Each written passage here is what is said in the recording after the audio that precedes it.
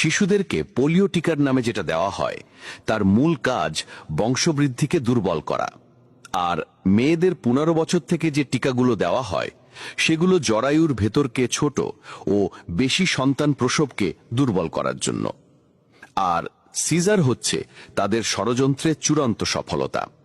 এই লক্ষ্যে এরা কয়েকটি ধাপে কাজ করে থাকে।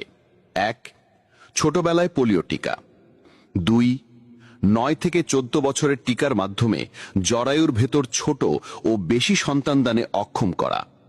3, সরকারি ক্লিনিকগুলো থেকে আয়রন ট্যাবলেট থেকে শুরু বিশেষ কিছু ভিটামিন দেওয়া, যেগুলো মূলত পেটের ভিতরের বাচ্চাকে অস্বাভাবিক মোটাতাজা করে, ফলে বাধ্যতামূলক সিজার করতে হয়।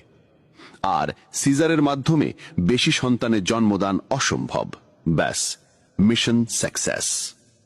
বর্তমানে দুগ্ধপোষ্য শিশুর মায়েদের দুধ স্বল্পতার মূল কারণ জন্ম নিয়ন্ত্রণের বড়ি বা ট্যাবলেট। মহিলাদের দুধের সম্পর্ক প্রেগনেন্ট হওয়ার সঙ্গে, এটা আরেকটার সাথে অঙ্গাঙ্গিভাবে। জন্ম নিয়ন্ত্রণের জন্য যে সমস্ত ট্যাবলেট ব্যবহার করা হয়, উক্ত ট্যাবলেটের সাইড এফেক্টের কারণেই দুধ তৈরির